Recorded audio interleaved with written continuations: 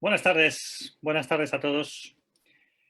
La verdad es que es un placer daros la bienvenida a este fórum que hemos empezado, como decía el otro día, con tantísima ilusión y pasar este rato, ya hablo como mis hijos, pasar este rato hablando de viajes y hoy encima vamos a estar hablando también de otra de mis grandes pasiones. Bueno, ya he dicho, o no sé si lo he dicho hoy, que soy Jorge Traver. Como os decía el otro día, lo importante no es tanto quién soy yo como la persona que nos acompaña, que por eso digo que hoy se van a unir mis dos grandes pasiones, que son los viajes y la literatura, y tenemos además a una invitada, bueno, extraordinaria, que es Espido Freire, que ahora os va a saludar.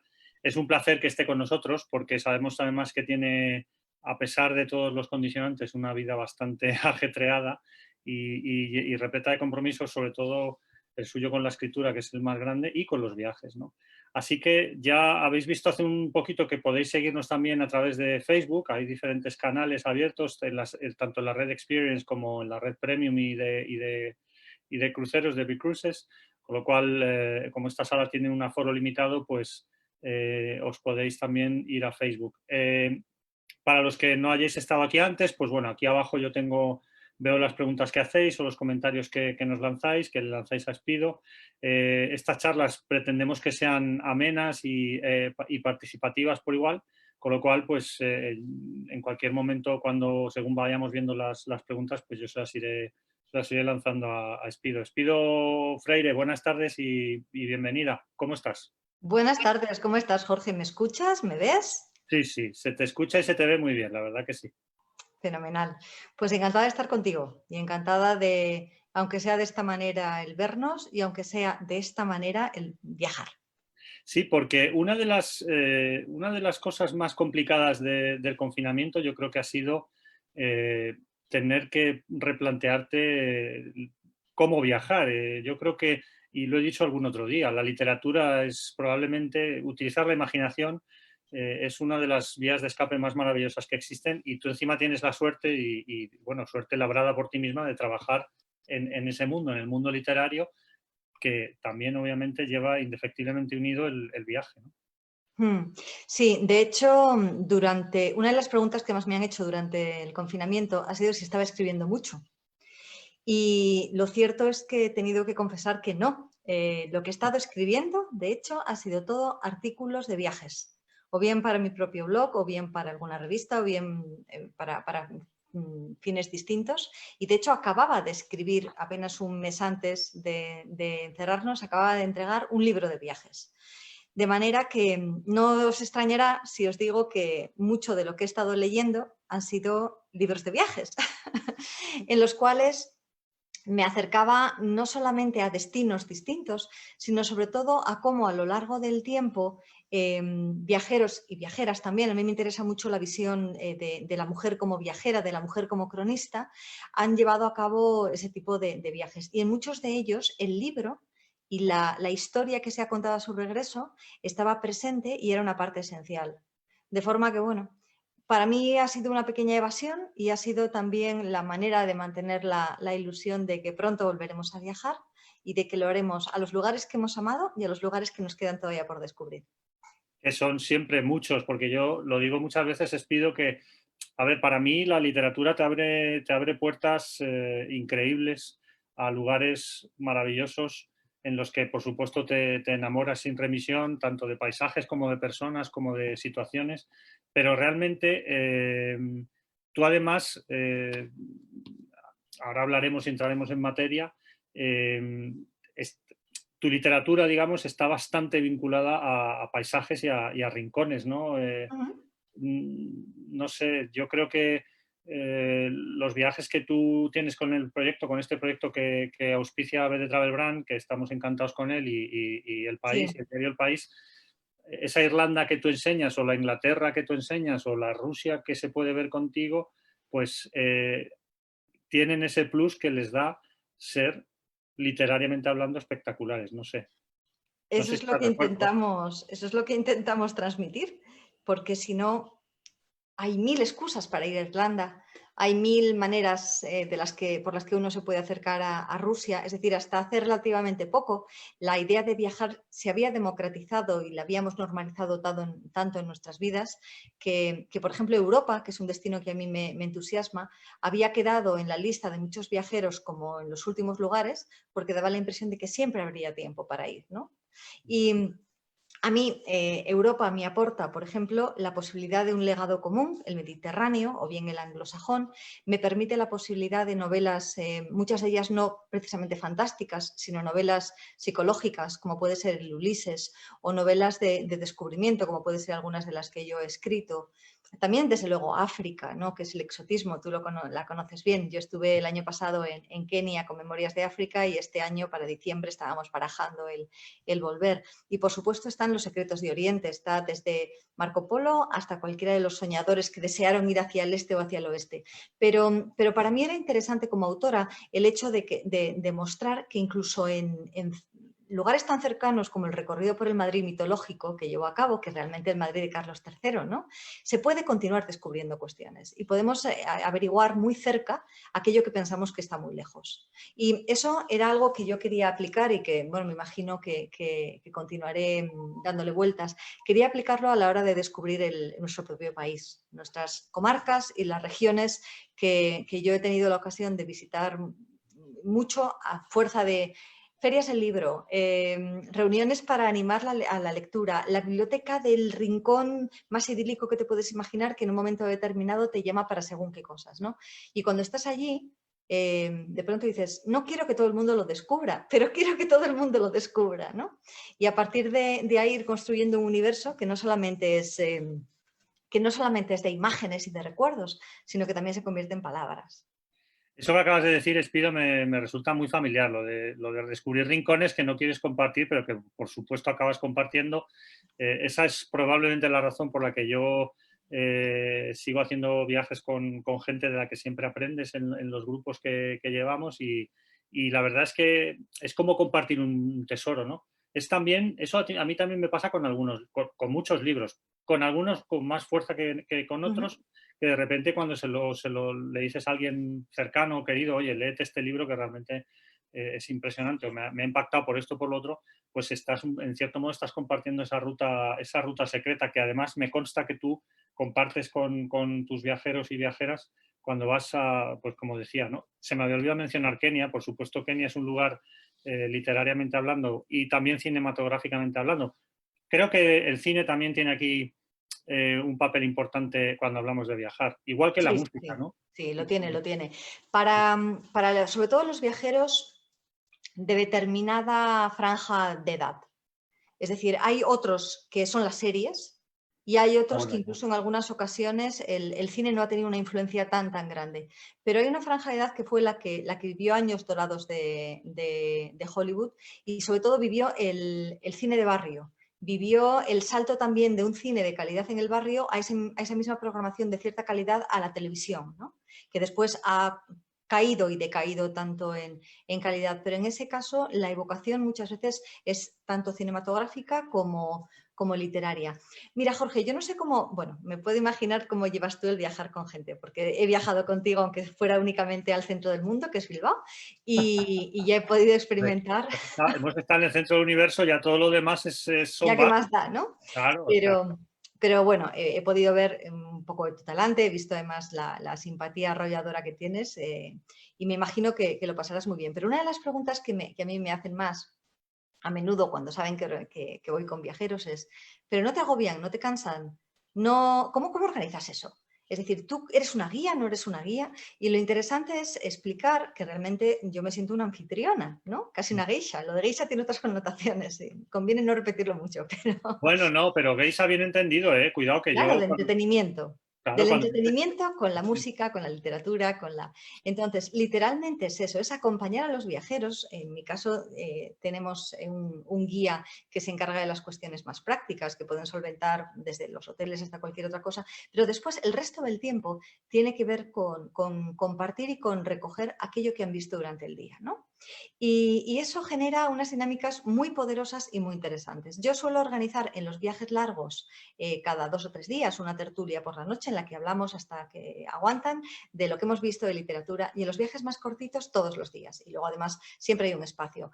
Me voy rotando para comer con ellos, en el autobús si lo hay, en otro tipo de desplazamientos. En el del año pasado, que estaba programado ahora para junio, que era el viaje del Bloomsday, es decir, íbamos el 15 de junio a Irlanda, a Dublín, para el 16 de junio vivir el recorrido que hace James Joyce con el Ulises a través de Dublín. Y de ahí vamos partiendo hacia el norte para recorrer a los otros 3 premios Nobel de literatura que tiene Irlanda, y también a otros que no fueron premios Nobel, pero que son particularmente importantes, y ver también otros parajes como los acantilados de Moher. Y ahí fue sorprendente porque me dijeron que nada de cada pocos días, que ellos querían que todos los días habláramos de literatura. Y si teníamos que hablar del Ulises, que no es precisamente una lectura particularmente accesible, que no pasaba nada. Y no estoy hablando de personas que se dediquen al mundo literario o personas que tengan un conocimiento, por ejemplo, de la historia de la literatura muy avanzado. Es la curiosidad, es la necesidad de aprender, y luego también es el entusiasmo que en un momento determinado transmites. Si te comienzas a hablar de Leopold Bloom, o comienzas a hablar de la relación entre la Odisea y el viaje y el Ulises, y eres capaz de genuinamente entusiasmarte, eso es contagioso y no tiene precio. Es decir, es la sensación de que de pronto la habitación el salón, el comedor de un hotel se ha convertido nuevamente en un navío más, y que estás en un sitio totalmente diferente. Y al día siguiente verás lo que sea, verás los acantilados, o verás la abadía de Kong, o volverás a ver El hombre tranquilo o La hija de Ryan de una forma totalmente diferente. Y a mí eso de verdad es lo que me lleva a viajar con gente, y es lo que me lleva a compartir los viajes. No disfruto de la misma... A ver, disfruto viajando sola, viajo mucho sola, o viajo con Nika, con mi fotógrafa, pero la sensación de compartirlo, de transmitir algo que tú sabes, ese lugar que, como tú decías antes, de pronto has conocido y dudas entre si transmitir o no transmitir, siempre gana el transmitir, de una forma o de otra. Siempre, siempre, siempre, es verdad. Yo, fíjate, bueno, para los que no lo sepan, compartimos un poco formación filológica, aquí mi querida Espiro y yo, y algún que otro profe, líder espiritual, nuestro querido Ángel. Creo sinceramente que eso que acabas de transmitir a la gente es lo que hace que los viajes se conviertan o pasen de ser un viaje precioso a ser algo mágico. En mi caso, aparte de suscribir 100% cada palabra que has dicho, las tertulias las intentamos hacer siempre, no obviamente en torno a la literatura, aunque a veces sí surge la literatura, porque tengo que decir que estoy gratísimamente sorprendido con el nivel cultural de la gente que viaja, y con la preparación y sobre todo con lo que yo considero siempre que es lo más importante, que son las ganas de aprender, La que curiosidad, ¿verdad? nunca se deben de perder. O sea, a mí cuando la gente me dice, yo ya estoy mayor para eso, digo, no, no. O sea, mayor no se está nunca, ¿no? Y esas tertulias muchas veces van creando una atmósfera mágica y convierten el viaje, como tú bien decías, hombre, no lo convierten en una epopeya homérica. Bueno, a veces sí, depende de en qué país estés, pero desde luego te deja un pozo en el alma que te enriquece como persona y que hace que disfrutes mucho más lo que vas a ver al día siguiente. A mí, por ejemplo, me parece, y te lo he dicho ya en persona también, que me encantaría ir contigo a Irlanda, me encantaría ir contigo a Inglaterra, me encantaría ir contigo a Ekaterimburgo. Son todas ciudades y países que yo conozco y que conozco bien, pero que verlos con la perspectiva tuya de, bueno, no lo he dicho al principio, la gente te conoce de sobra. Es decir, eres una gran escritora, de las mejores probablemente narradoras que hay en España. En el mundo, tú dilo, Bueno, sí. sí, total, ¿qué más da? Y saliendo de Bilbao, Espido, ya el resto es Bueno, cuesta abajo. muchas gracias. Soy una escritora muy concienzuda. Llevo ya muchos Bueno, años en el pues, oficio y lo amo mucho. y a mí, por ejemplo, sí que me parece, no sé, la gente a lo mejor querría saber, ahora están empezando a entrar algunas preguntas, ¿preparas muy bien esa conexión con el itinerario y la literatura, por ejemplo, de Jane Austen? Vamos a empezar por Jane. Sí. ¿Lo preparas a conciencia? Es decir, ¿tienes pensado cómo vas a ir enamorando a los viajeros? Porque yo lo único que oigo de ti son buenas palabras, de los viajeros que vuelven, de tus viajeras, que hay una mayoría de mujeres que no solamente contigo, sino en general, las mujeres sois más aventureras y mucho más valientes que los hombres en general, para viajar, digo, al menos. En mi experiencia, que ya son 30 años, yo creo que he tenido 8 mujeres de cada 10 y 2 hombres. Así, ¿eh? Más o menos esa es la proporción, y no solamente en España. Pero Claro. sí te digo que lo preparas a conciencia cada detalle, cada parada, cada vista, que todo tenga una relación con la autora en este caso. Mira, respecto al porcentaje o respecto a la participación femenina, es curioso porque en mi caso hay determinados viajes que sí tienen una mayoría femenina y es el caso de los de Jane Austen y se debe a algo muy peculiar. Las mujeres se atreven a viajar solas. Sí. En cambio, en mis viajes al menos, los varones generalmente viajan con la pareja. Es difícil que encuentres, los he tenido, pero es difícil que encuentres un varón solo, por ejemplo, 2 amigos o un tío y un sobrino que viajen juntos. Sin embargo, en el caso de las mujeres, sí se atreven. En ocasiones se atreven incluso a compartir habitación con otra que no conocen o van de manera individual.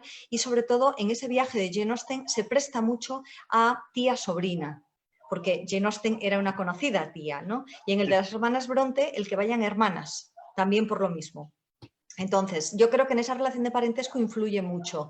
Por ejemplo, en los que he organizado para Irlanda o en Rusia, el porcentaje era muy similar. Teníamos muchos matrimonios y teníamos parejas y demás, y ahí se equilibraba más el porcentaje. Aún así, yo estoy muy acostumbrada a que en los eventos literarios o culturales generalmente haya también una presencia significativa de mujeres. No siempre son las que participan más, pero sí que muchas veces mi discurso está enfocado también por sesgo, porque a mí me interesa ver qué huella dejó una mujer determinada en tal sitio, cuál es esa visión. Está muchas veces pues, muy dedicada a descubrir esa mirada que incluso literariamente no se le ha dado mucha importancia. Mira, yo preparo los viajes en base a esos viajes los he realizado ya. Entonces, en base en lo que a mí me ha interesado y de lo que he ido leyendo, los preparo. Y mientras estoy realizando el viaje, generalmente vuelvo a leer el libro o los libros. En el caso de las Bronte de Jane Austen son muy pocos. Jane Austen escribió 6 grandes novelas y las hermanas Bronte en total más o menos las mismas, 6, con un libro de poesía y demás. Entonces, como como yo les hablo mucho de la creación, del proceso de creación, empiezo a descubrir según qué detalles y eso sí que los comparto según va surgiendo con el propio viaje. El viaje de Jane Austen es el que he realizado en más ocasiones. Escribí en su momento un libro que se llamaba Querida Jane, querida Charlotte y ahora lo voy a reeditar únicamente la parte de Jane Austen, que fue el libro que terminé ahora en febrero y que tenía que haber aparecido estos días, pero bueno, ya apareció. Ah, sí, yo me lo pensaba haber leído en la cuarentena, Espido. A Ya. ver, claro. Sí, además que te lo dije, cuando estuvimos en Sí, Bilbao justo antes de que nos confinaran, te comenté que lo acababa de entregar. Era un libro además que se había escrito por petición de los propios viajeros, que no encontraban el anterior. El anterior, cuando lo volví a leer, se me cayó de las manos. Era un libro mucho más ingenuo, con una aproximación a la autora también pues de una chavala de 30 años, que tiene la frescura de los 30 años, pero claro, 15 años más tarde lo que yo quiero incorporar a esos viajes realizados, a ese conocimiento de la obra es diferente, ¿no? Entonces, con el caso de Jane, no te voy a exagerar, pero es casi como si fuera casa de mis abuelos. me lo creo. Casi. Porque hay veces en que ese viaje lo he realizado 3 veces al año. Bath, que es uno de los lugares centrales, Chawton, los lugares que visitamos son relativamente reducidos y la sensación que tengo de volver a un sitio ya en el que me saluda la gente por la calle, en que las dueñas del museo se acuerdan de ti, en que siguen los mismos gatos en los mismos sitios, ¿no? Si se ha producido además en la misma época del año, que suele ser, en el caso del de Jane Austen se realiza en octubre, sabes más o menos cómo va a hacer el tiempo. Si las nubes cambian, les dices, oye, coged algo porque sin duda va a llover, ¿no? Y en ese sentido, voy siempre a ver la tumba de la madre y de la hermana de Jane Austen, ¿no? De las 2 Cassandras, y siento literalmente que estoy en un terreno muy conocido, en un terreno muy, muy amado y muy querido, ¿no? Y a su vez formas parte de una tradición. Muchas otras autoras, muchos otros autores han escrito sobre esos lugares y sobre sus novelas. Entonces, da la impresión de que estés aportando algo a un patrimonio común. Con las Bronte, que también ocurre, he estado quizás menos veces, pero es que ya te digo, en Jane Austen no sé cuántas veces he ido, 25, 30. En el caso de Haworth, que es la zona de York, del Yorkshire. De las Bronte he estado en menos ocasiones, pero también en chorrocientas, ¿no? Ya te digo, la primera, vamos, me saluda la gente por la calle, tengo testigos de ello, ¿eh? No están pagados ni nada. La energía es totalmente diferente, yo advierto de eso, porque no solamente son los lugares, es que el paisaje de la zona sur de Inglaterra, de la campiña tradicional, no tiene nada que ver con lo que vamos a ver en el norte. El tiempo en el que yo describo que ocurre una vida y otra apenas se diferencia en 40 años, pero ha habido un cambio de era. Desde la época de la regencia, de un neoclásico luminoso, de arenisca dorada que encontramos en Bath, hasta la zona industrial victoriana, de una cierta pesadez, de la sensación de que el campo y la vida estaba perdiendo su belleza y era sustituida por lo mecánico, que nos encontramos con las Bronte. Sus propias novelas, la manera en la que afrontan el amor, la pasión, la naturaleza. Entonces, todo eso te permite que en un momento determinado llames la atención hacia un árbol y digas, no sabemos si ese árbol lo vieron las Bronte o no, pero uno de los poemas de Emily Bronte, bla, bla, bla, y ahí es donde lo sitúas.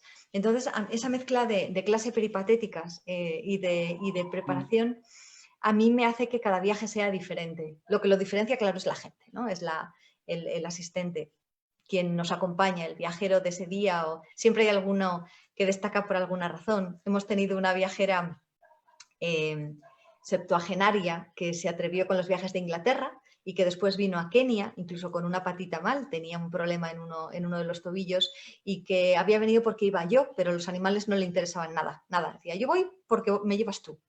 Y sin embargo, frente a un elefante tuve la sensación de animal totémico, ¿no? Tuve la sensación de que estaba donde tenía que estar. Eso no nace de mí, eso lo origina ella con su buen humor, con su sensación de curiosidad, de descubrimiento. Y también luego tuvimos una señora octogenaria, una maravilla, no se puede ser más elegante ni más cariñosa, que vino a Irlanda y que la sensación de cómo veía ella el mundo desde esos 80 y pico años aportó muchísimo al grupo, porque no tenía nada que ver su experiencia, lo que ella le habían contado de Inglaterra, lo que ella le habían contado de qué se podía y no se podía hacer, ¿no? Respecto a lo que yo estaba contando, a lo que suponíamos.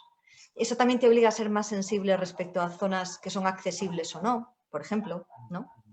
Mitad del campo, pues claro, tienes que trazar rutas para personas que tengan movilidad más reducida o si quieren meter más caña, ¿no? Los míos no son viaje de aventura, pero aún así meterse por mitad de los páramos pues tiene lo suyo, ¿no? O te obliga... Tampoco son viajes gastronómicos, pero Inglaterra, por ejemplo, e Irlanda también, tienen muy mala fama respecto a la comida. Sorprenderles con un cordero a la menta o decirles, tenéis que ir a ese sitio que para un lunch determinado empaquetado en media hora os va a funcionar bien. O tenéis que ir a tal sitio en Haworth que os van a poner el plato típico, el Yorkshire pudding peculiar de aquí, además el señor es encantador. O tenéis que... Eso es lo que hace que para mí, sin prepararlo, sino que hablando de los recuerdos, el viaje sea especial. Pero os pido, o sea, a ver, o sea, que disfrutas como una enana. Yo sí. Mira, yo tengo una edad, Jorge, en que ya las cosas que no se disfrutan, ¿para qué? Habiendo comida, habiendo lectura, habiendo música, ¿para qué moverse si no se disfruta? Sí, yo estoy muy de acuerdo, por eso nos tuvimos que ir a Bilbao, porque es un sitio también mítico, mitológico casi en cuanto a la comida, ¿no? Un sitio que adoro. Mira, Mari Carmen Alcaraz te pregunta, bueno, dice, hola, Espido, una frase tuya fue, tanto en los viajes que organizo como en lo que escribo, hay una experiencia transformadora. Y te pregunta, ¿cuál ha sido el viaje que más te ha transformado y en qué sentido? Sí, yo creo que un buen viaje, como una buena lectura, tiene que lograr que no seas el mismo cuando regresas. Tiene que lograr que cuando abras la puerta de casa, como me pasa a mí, quieras cambiar los muebles. O de pronto te ves cuenta de que ese color ya no encaja. O te ves cuenta de que tu pareja no encaja. O que el trabajo que habías tenido hasta ahora, de pronto le quieres dar un giro. A veces la transformación es más chiquitita, ¿no? Es darte cuenta de que habías logrado, en el caso, por ejemplo, de muchas mujeres, de hacer sola un viaje. Algunos de los viajes que llevo a cabo, por ejemplo, sí me comentan que son transformadores porque son la superación por el duelo de un ser querido o se han atrevido después de un divorcio o una separación a hacer algo solas por primera vez. O en el caso de los hombres, alguna vez también me comentan que siempre habían querido hacer ese viaje pero no habían encontrado con quién, ¿no? O abordan un aspecto diferente de, o se atreven a escribir por primera vez. Eso es una transformación como muy inmediata. Y en alguno de estos viajes muchas de las viajeras destacan eso. ¿Cuál ha sido el viaje que a mí me ha transformado más? Uf, no lo sé. Del de Kenia volví muy tocada. Sí, ¿por qué? Porque, pues porque yo creía conocer a Isaac Dinesen, a Karen Blixen y a su entorno. De hecho, había prologado un libro sobre ella, había escrito muchos artículos, es decir, era una autora que conocía bien. Y de pronto, al llegar allí, me di cuenta de que me había engañado y de que la mitad de lo que contaba Karen Blixen necesariamente tenía que ser mentira. Y empecé a buscar otras fuentes, entre ellas documentaciones más afines a otro tipo de personajes, ¿no? A mí me caía muy bien Karen Blixen y me caía bastante mal todo lo que lo rodeaba, ¿no?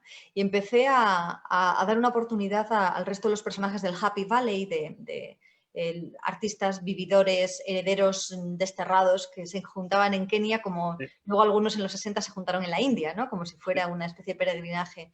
Y de pronto descubrí, sin quitar ningún mérito a la autora, que yo había creado una fantasía sobre ella. Y de la misma manera que estaba creando una fantasía sobre ella, la estaba creando sobre mí. Estaba creando sobre qué creía yo sobre la literatura, sobre qué creía yo sobre mi vida. Y sí, de ahí reconozco que tenía muchas ganas de volver, porque traje además bastante material, le di una vuelta total a cómo había abordado yo, pues desde los cuentos de Karen Blixen hasta Memorias de África, que es quizás la obra más conocida, los propios libros de entrevistas.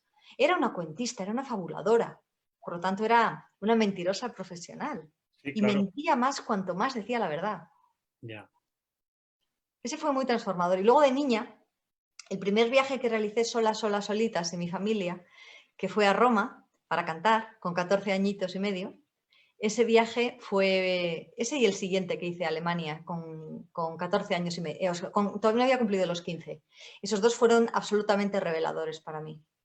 Primero porque, bueno, el primero fue muy impresionante, ¿no? Cantamos en el Vaticano, en el aula Pablo VI, yo era una nena, mi familia me dijo, bueno, venga, sé formal y cuídate y ya si eso, no llames que las llamadas son muy caras. Y descubrí, pues, no solamente la Roma clásica, romana, que me había gustado tanto descubrir cuando era una niña a través de los cuentos y de las películas, sino que descubrí que era viajar sola. Y aquello, cuando regresé, fue la sensación de que había otro mundo fuera y que yo no me podía quedar en donde había nacido. Que efectivamente que lo que sospechaba, que los límites eran mucho más amplios, estaba ahí. Y el de Alemania lo fue por otra razón, porque fue una especie de viaje al futuro, ¿no? Un viaje en el que empecé a descubrir tecnología, maneras de enfrentarse al mundo, de organizarse, incluso los propios teatros, la manera de funcionar era totalmente diferente a la que yo conocía. Y claro, eres adolescente, es cuando más marca todo, ¿no? Yo creo que sí. Mira, fíjate, yo tengo aquí un libro que lo voy a enseñar así para que la gente lo vea, que es un libro de edición Hombre, malilla. Sí, pero este libro a mí me lo regalaron, esta es la edición original, en el año 77, 78 quizá. O sea, estamos hablando que yo eras tenía un crío, sí, un 7, adolescente, no, 7 años, no, adolescente no. un niño, vamos. Era un niño, era un niño. Y este libro ha sido el que me ha llevado a esta vida de viajar de manera incesante. Y es un poco porque a mí, a que además lo pone, no se puede ver, Caminos abiertos por David Livingstone, que entre otros, y de rebote, abrió mi camino al mundo, ¿no? Porque fue leyendo este libro cuando yo de repente, por eso quiero también, lo he traído precisamente porque es la relación entre literatura y el viajar, ¿no? Es decir, de repente yo leo este libro cuando era un enano. A mí siempre me ha encantado la literatura y de repente digo, pero ¿cómo es posible? ¿Cómo no yo tengo que salir a ver todo lo que ha hecho este señor? Y ya una cosa fue llevando a la otra. Y por supuesto mi paso por Roma con 11 años. Qué curioso os pido que Roma sea tan importante para los dos, ¿no? Yo creo que la experiencia transformadora de cada viaje, fíjate que yo he habido sitios a los que he ido muchas veces, como te pasa a ti con Irlanda, con Inglaterra, y cada vez que voy descubro algo maravilloso. Ya Sí, sean sí, sí. personas, o sean rincones, o sean árboles, o restaurantes, o atardeceres, ¿no? Que a veces te los has pasado por alto y un cambio de luz o de estación no es lo Sí, sí, mismo ir sí. a un sitio en Claro que otoño que sí. en verano. Yo a veces Mira, yo no sé si los niños de ahora eh, tienen una relación tan estrecha con David Livingstone, lo dudo. pero en mi caso no fue ese libro, pero sí fue una biografía de él. Eh, una de las que más me marcó y que además hizo que empezara a leer todo lo que sobre África había a mi alrededor y cayera en mis manos, porque me impresionó mucho su final, pero me impresionó mucho además su valentía, ¿no? Esa idea de hacia lo desconocido, el encuentro, por supuesto, con Stanley y tal. ¿Y sabes que yo con el tiempo conocí a un descendiente de Livingstone? Ostras, no Sí, lo sí, sabía, claro, pero sí, descendiente vivo. privilegio. Sí, sí, bueno, en fin, es una historia que ya te contaré un día Vale. cuando estemos a solas, porque tiene su intríngulis y tal, pero fue muy sorprendente porque se apellidaba Livingstone y en un momento determinado dije, vaya, que es de origen escocés. Y dice, sí, bueno, he estado rastreando y de hecho además, y me enseñó, o sea, no se lo estaba inventando, realmente era No, uno de los descendientes de... son cosas que tampoco hay por qué inventarse, pero yo qué sé, yo ya claro. vivo en unos terrenos que ni la verdad, ni la mentira, ni... Pero, perdona, No, Espina, no, no, que para mí, por ejemplo, la figura de Livingstone y después, curiosamente, las novelas de Fenimore Cooper, ¿no? así, ¿eh? Sí. Es decir, no tanto los westerns y las películas de indios contra vaqueros, sino ese inicio de las guerras, en este caso franco-indias, ¿no? Me dejó absolutamente tocada. Y ahí sí que no había visto ninguna película, porque yo también debía tener 7 u 8 años cuando leí el último Mohicano. A partir de ahí comencé ya con toda la saga. Yo cuando cogía un camino era como los Sí. tontos, no lo abandonaba hasta que... Y como me dejaban leer pues sin censura, acababa ahí. Y otra de las fascinaciones tenía que ver con Escandinavia, donde acabé viviendo, ¿no? Porque después de haber leído la saga de Eirik el Rojo, después de haber leído Beowulf, no puedes evitar el soñar con esos montes y con esos glaciares y con esos de allí. Por allí acabé. Joder, tú fíjate, la verdad es que, bueno, yo es que, vamos, adoro Escandinavia desde, vamos, bueno, de hecho voy allá a nadar en hielo, o sea, calcula. Tampoco hace falta, ¿eh? No, que sí lo hago de verdad, que eso lo hago de Sí, no, verdad. no, no, sí, estoy segura de que lo haces, pero vamos. Pero hay que irse al Círculo Polar Ártico, es una auténtica experiencia transformadora también por muchos motivos que ya en otra tertulia los hablaremos, pero es una gozada. No, yo te iba a decir que a mí, por ejemplo, lo que estabas contando antes de los entornos, a mí, cuando yo llego al trozo de Zambia, o sea, Zambeze, y siento a David Livingstone, o sea, eh, no sé cómo explicarlo, pero cuando oigo Mosio Aitunia por primera vez, como ellos lo llaman, a las cataratas, el ruido de las cataratas, ¿no? Ese ruido que le guió a él hasta allí, en fin, hay muchos momentos. De hecho, el parque tiene hasta una estatua suya, el Parque de las Cataratas Victoria, porque es él, ¿no? Y aunar esa transformación a través de la literatura en los destinos me parece de lo más maravilloso que hay en la vida. Y en ese sentido, te están preguntando desde Facebook si, por ejemplo, esos viajes al mundo de Jane Austen te han hecho sentir una conexión especial con ella, al margen de la profunda admiración que obviamente todos sabemos que sientes por ella y no es la única, no estás sola, ¿eh? Pero tú sientes esa conexión especial con ella. Es que creo que ya la sentía. Es la sensación de visitar a una vieja amiga y conocerla más. Bien. Entonces, yo recuerdo el momento en el que empecé a interesarme mucho. O sea, ya no era un interés, sin más. Empezaba a convertirse quizás en un objeto de estudio, de tesis o de cualquier otra cosa, entre Jane Austen, las Bronte, Emily en particular. Luego ya el interés fue derivando por otro lado. Y Virginia Woolf, ¿no? Es decir, con unas comienzo el siglo, con la otra finalizo el siglo y en medio están esas tres hermanas que son un misterio. Y hay varias cosas que me entusiasman de ellas, que son la influencia del padre en los 5 casos, la influencia o no de las parejas que tienen, ninguna de ellas tienen hijos. Charlotte muere embarazada, pero no llega a tener hijos. Y después, en el caso de Virginia, era otra cosa, ¿no? Pero la sensación de que nada antes de ellas justificaba el que hubiera surgido de la nada. Luego empiezas a investigar y te das cuenta de que no es tanto de la nada. Es Ya. decir, con el tiempo y sobre todo con el último libro empiezo a leer los libros que a su vez Jane había leído, o bien de la biblioteca de su padre o bien de la biblioteca de una de sus vecinas, que era casi como una madre adoptiva. Empiezas a ver la importancia de las bibliotecas móviles, locales, para, por ejemplo, las Bronte y, por supuesto, en el caso de Virginia Woolf, de su cultísimo padre, del entorno del círculo de Bloomsbury y todo lo demás, ¿no? Pero siguen siendo mujeres con una brillante de pensamiento que a mí me deslumbra y que, sobre todo, quiero formar parte de una tradición en la que ellas están enclavadas. Después empiezo a unir a otras, como puede ser el caso de Teresa de Jesús, por ejemplo, que es también otra especie de brillo deslumbrante en mitad de la casi nada, y empiezas a notar y a descubrir que tampoco es así. Es decir, que en esos momentos hay una serie de mujeres, generalmente de origen noble o de una nobleza menor, que han tenido acceso a las novelas de caballería, que a partir de ahí han creado su propio mundo y que ese mundo se refleja en el mundo del convento y en el mundo de la mística, ¿no? En el caso de las Bronte, encontrar cuáles son los puntos de conexión con la fantasía, no las novelas de caballería, pero sí su reino de Angria y de Gondal y demás, también es clave. Entonces, la unión entre la ficción y la no ficción, que a mí en esos momentos me tenía, cuando empezaba a escribir, cuando era una chavala de 17, 18, 20 años, ¿no? Me acercó mucho a ellas. Intentar comprender cuál era el misterio, en particular en el de las Bronte. Y eso hizo que la conexión vital y emocional fuera muy, muy, muy estrecha. También porque yo no cometía el error de pensar, yo quiero ser como Emily Bronte, yo quiero ser como Virginia Woolf, en general porque acaban todas regular. Es decir, sí, tirando a mal, tirando a tirando mal. mal. Es decir, morían jóvenes, desnutridas, una de ellas con enfermedad misteriosa, la otra suicida. Es decir, no eran vidas fáciles. Y en el caso de Jane Austen era una vida más anodina, pero en el caso de las otras se mezclaba el sentimiento de ser muy superiores a su medio, con un medio en ocasiones muy mezquino y muy, muy inmovilista, ¿no?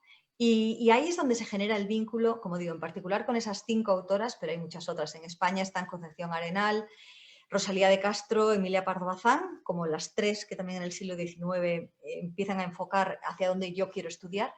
Y en el momento contemporáneo creo que puedo hablar con cierta solvencia de un buen número de autoras del siglo XIX y mi otra gran pasión es Shakespeare, ¿no? En Shakespeare comienza y acaba todo, tanto en filología inglesa como en teatro, como en muchas cosas. Y luego, claro, voy incorporando amores. Ahí está Karen Blixen, ahí está Oscar Wilde, ahí está Oscar, Seamus Heaney, no sé, es que no me quete. Y luego, si abrimos ya el gran baúl de la literatura rusa, ¿para qué más? ¿No? Mira, precisamente te preguntan si has pensado organizar algún viaje a Inglaterra de Virginia Woolf. No sé. Sí. ¿Está en Y cartera? de hecho hay varios que quería ir centrando en Inglaterra porque es un destino cercano, es un destino que todavía hay muchas áreas fuera de Londres o fuera de Escocia, ¿no? Que quedan por descubrir. Está, por ejemplo, el Cornualles del Rey Arturo, que es una zona deliciosa, es decir, tiene está Tintagel y está todo el eco de... Está Nottingham.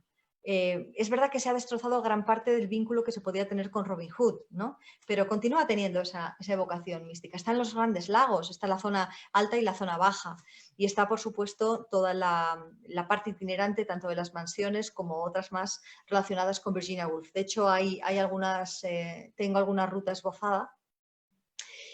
El único problema que tiene ese tipo de viajes es el combinar un grupo que sea manejable y al mismo tiempo la independencia que muchas veces requiere la experiencia de ese propio viaje, ¿no? Pero bueno, hasta ahora lo hemos solventado muy bien. Sí. A mí, por ejemplo, Wordsworth me gusta muchísimo y la verdad es que a veces cuando voy al Lake District, ver su tumba en Grasmere es, bueno, su tumba que suele ser el punto de partida del peregrinaje, sí. Pero es tan, y bueno, no está tan lejos de algunas de las autoras de las que estamos hablando hoy, pero no. Bueno, de hecho estaba geográficamente bastante cerca en algunos momentos de su vida, pero realmente creo que Inglaterra en concreto, pero bueno, todas las islas británicas tienen una raigambre literaria, bueno, España también la tiene, cuidado, ¿eh? Es lo que te iba a decir. Sí. Aquí tenemos una labor fantástica y espectacular por realizar y por desgracia muy poco apoyo. Muy poco apoyo por parte de Patrimonio y muy poco, pero si empezáramos a rentabilizar en la manera en la que lo han hecho los anglosajones nuestro turismo literario, nuestra capacidad de generar historias, tanto en teatro como en poesía, sería inacabable. Sí tenemos algunas casas museo, pero no es comparable a lo que yo he encontrado, por ejemplo, en Bath, ¿no? En Ya. Bath me estabas comentando si cada vez descubro algo nuevo. Hace muy poco descubrí, la conocía, pero no había hecho el clic, ¿no? La conexión con Mary Shelley, Frankenstein y Bath. Entonces, de pronto, claro, la cosa dinamitó, porque casi, es decir, no coincidieron en el tiempo. Jane se había retirado ya, había vuelto casi a la localidad en la que había nacido, no a Steventon, pero sí a Chawton, cuando estaba allí Mary Shelley y su hermana, intentando escapar un poco del escándalo, recuperándose de un aborto, de según qué problemas, y escribiendo Frankenstein en Bath, ¿no?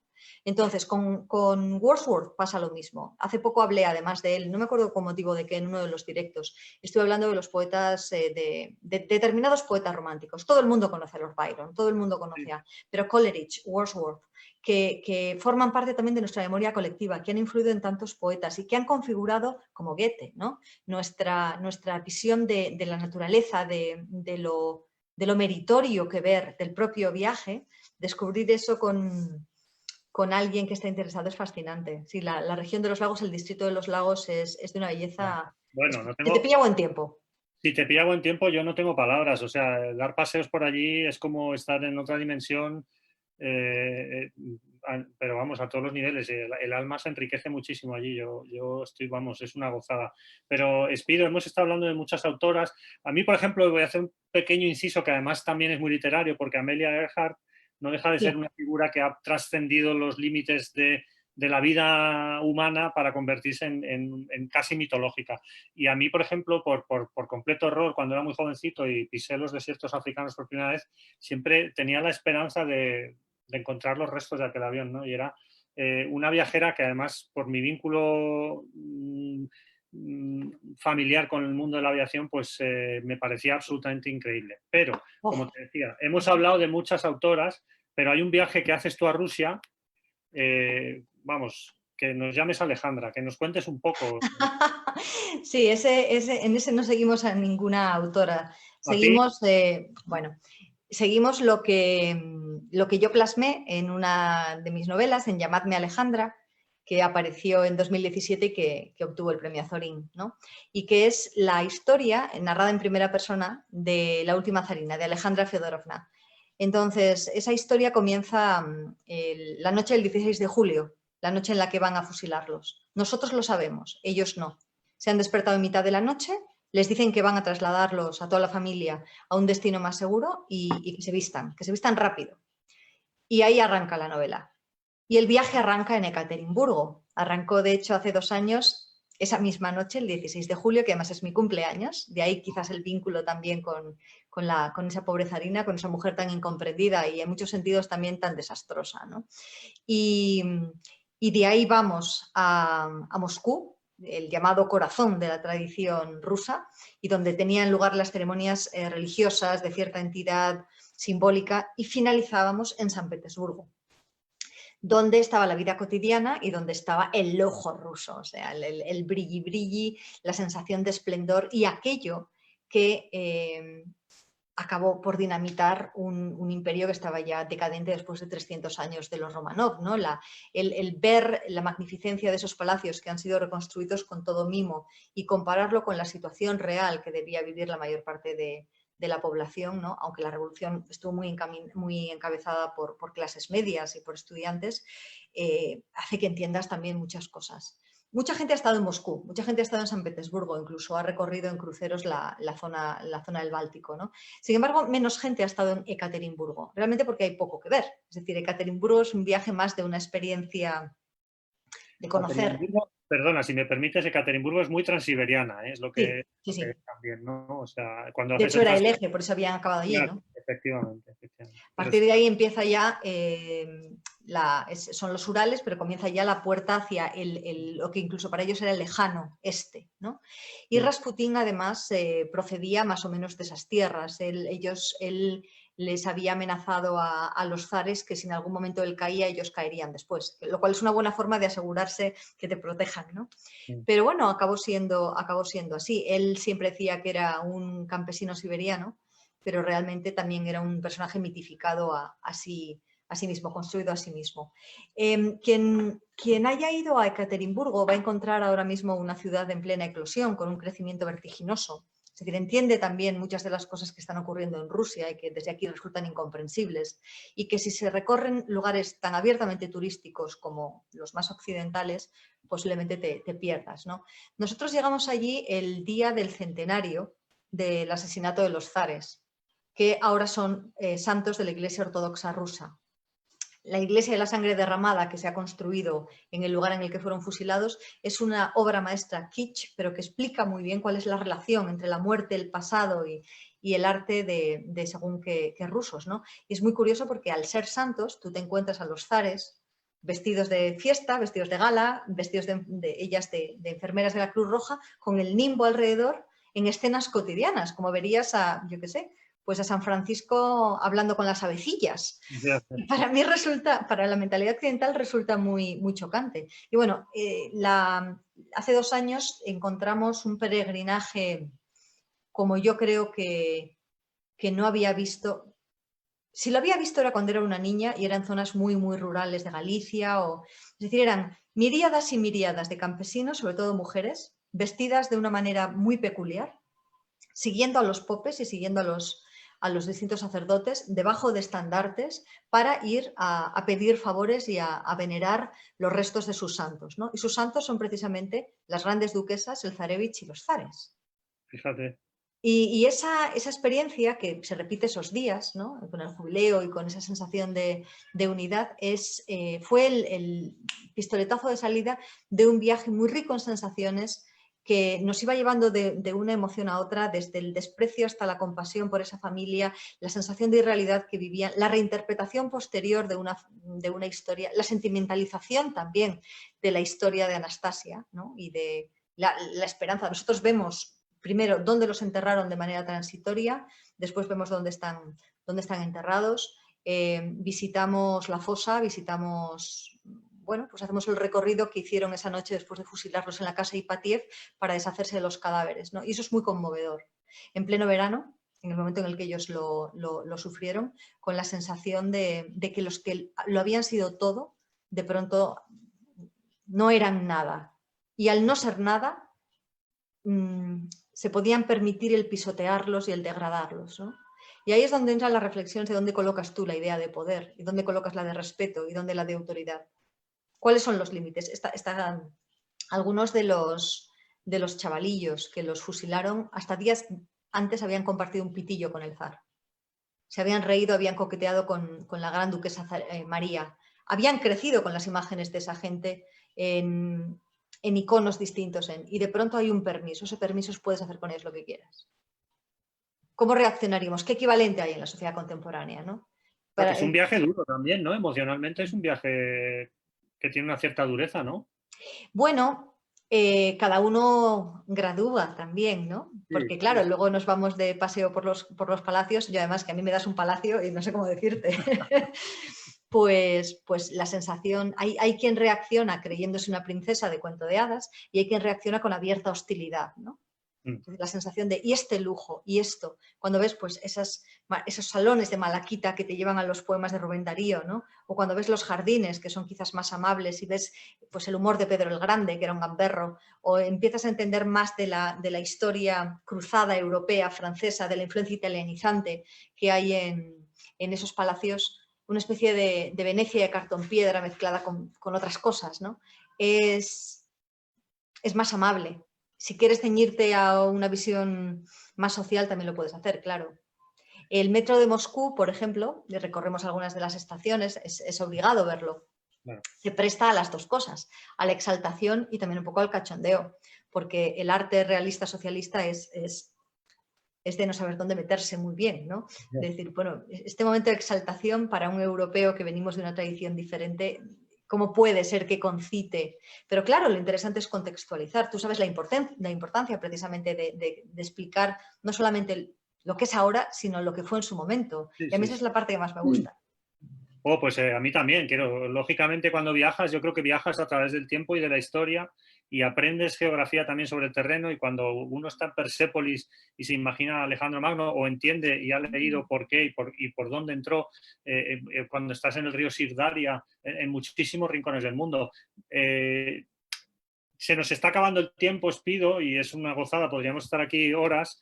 Te voy a hacer una pregunta que me han pasado porque creo que la puedes contestar con rapidez, y después te voy a hacer una propuesta que yo creo que dadas las circunstancias que estamos viviendo, puede ser interesante. Mira, la pregunta es si has pensado escribir un libro sobre Karen Blixen. No sé si un libro. No sé si un libro en exclusiva, porque los libros, si es un ensayo, es diferente, pero si es una novela, lo que exige una novela es una visión del mundo diferente. Es decir, exige que el propio autor, en este caso la autora, haya madurado en según qué grado o en según qué punto. Y la historia es la excusa para hablar de eso. Entonces, no sé si un libro únicamente dedicado a ella. En algún momento yo sí querría hablar más de Karen Blixen. Lo que pasa es que hay muchos formatos. Ahora mismo tenemos desde el audiovisual al reportaje, desde los textos interactivos que nos permiten crear hipervínculos. Está la posibilidad de explicarle su vida a los chavales y a los adolescentes, ¿no? Está la posibilidad de, a través de un libro de viajes, enlazar su historia.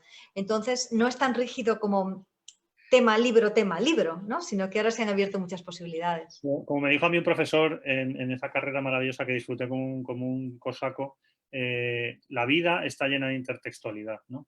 Eso es así, eso es así. Y una te lleva a la otra. Sí, sí. No, la propuesta es, pido, a ver, has dicho antes que España tenemos una riqueza también de escritores y de autoras. Bueno, has nombrado a Rosalía. Bueno, Sí. es que quizá lo primero que vayamos a tener que plantearnos en el futuro más cercano sean rutas por España. Sí. Y yo te iba a preguntar cómo ves la posibilidad, no ya por esta pandemia que nos ha enclaustrado, sino en general, ¿cómo ves abrir esa ruta? ¿Cómo ves ser un poco pionera en decir, mira, vamos a seguir los pasos? Es un ejemplo que puede ser cualquier otro, de esa Teresa de Jesús literaria o de Rosalía de Castro o, en fin, no sé si lo ves factible, porque antes... Sí, yo lo veo, no solamente lo veo factible, lo veo imprescindible. Lo que ocurre es que quizás esa modalidad de ruta, que en un país extranjero, en mayores distancias, haya que hacerlo de una manera determinada, que haya que enfocarlo de otra. En el caso de Teresa de Jesús existe ya el recorrido, se llama Huellas de Teresa, pero tiene un contenido eclesiástico, es una especie de peregrinación. Cuando yo escribí en 2015, creo que fue, sí, en 2015, Para vos nací, me planteé el hecho de hacer algo parecido. Y por supuesto que se puede, ¿no? Pero está ya establecido según unas normas, habría que darle una vuelta. En el caso de Rosalía de Castro, que fue un libro que comencé y que ha quedado interrumpido, no solamente en Padrón, sino en Madrid y en los lugares distintos en los que vivió, incluidos los campos de Castilla, es muy interesante que se pueda hacer algo. Y yo tenía planteado ya un viaje que se mantendrá, espero, cuando se pueda, que no es tanto un viaje como una estancia y que tiene que ver con el mundo de Jane Austen, España y la lavanda, ¿no? Anda. Pero claro, fíjate, es que tenemos microclimas distintos, tenemos valles, tenemos costa, hay un lugar que yo es de los que quiero visitar cuando nos permitan volver a desplazarnos dentro de España y fuera de Madrid, porque en Madrid quiero ir al Jardín Botánico en cuanto pueda ir. Yo tengo obsesión con él, no sé por qué. Es una gozada. Ya. A mí siempre me ha gustado, pero fíjate, podría haber dicho, no sé, la Biblioteca Nacional o yo qué sé, o el Parque del Capricho, que también es una delicia. No, es fijación con ir a ver a los amigos del Jardín Botánico. Bueno, pues en cuanto pueda desplazarme fuera de mi comunidad, yo soy vasca, pero estoy en Madrid, mi familia está en Galicia, es ir al Valle del Silencio, que se encuentra en León, en la zona del Bierzo. Era una zona de eremitas, de donde surgieron además distintos santos. Solamente he estado en una ocasión y me impresionó no solamente el silencio que le da el nombre, sino la propia belleza. Muy cerca están las médulas, que con su poquito de historia romana y su poquito de Plinio he metido en algún libro infantil, ¿no? Me estás poniendo los dientes largos porque las médulas también yo creo que son un paraje único. Es la inteligencia y la ingeniería llevada a la productividad, ¿no? Que es lo que el alma romana era lo que tenía. Pero lo otro, toda esa zona del Valle del Silencio, que además es relativamente inaccesible, no hay hoteles, hay casitas, o sea, podría ser perfecto para plantearse según qué cosas. Después de lo mucho que hemos tenido que sentir y que pensar, es algo que sí que me plantearía. Y desde luego ahí está, dándole vueltas. Pues Pues ya lo hablaremos, Espido, porque yo creo que es una variante muy interesante de esos viajes literarios que haces. Pero para despedirnos, Dionisio de la Cruz nos pregunta que ¿para cuándo un viaje al realismo mágico? Ay, pero es que ahí no se puede viajar, de ahí solo se Ah, puede salir, exacto.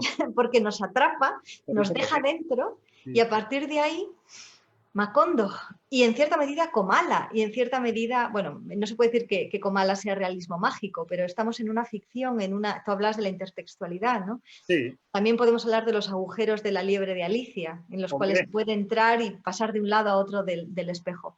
El realismo mágico, únicamente con ver una orquídea moteada y sangrante, nos salta desde la cabeza hasta las manos. no se me ocurre mejor manera de terminar esta charla, Espido. La verdad que ha sido un auténtico placer pasar el tiempo hablando de literatura y de El placer ha viajes. sido mío.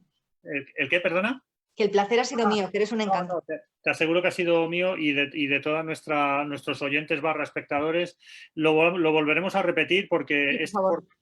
este formato ha venido para quedarse. Hemos descubierto que aunque no tengamos la presencia o el contacto físico que tanto nos gusta a los que nos gusta además viajar en grupo, porque el ser humano sigue siendo lo más enriquecedor que hay en este planeta desde mi perspectiva, pero este formato ha venido para quedarse y repetiremos, Espido. Así que muchísimas gracias, que sigas con esa grandísima vitalidad literario viajera y a todos vosotros que habéis estado con nosotros, pues también daros las gracias por la participación y por habernos escuchado, sobre todo a ella, que es una delicia, es como ir a una clase maestra.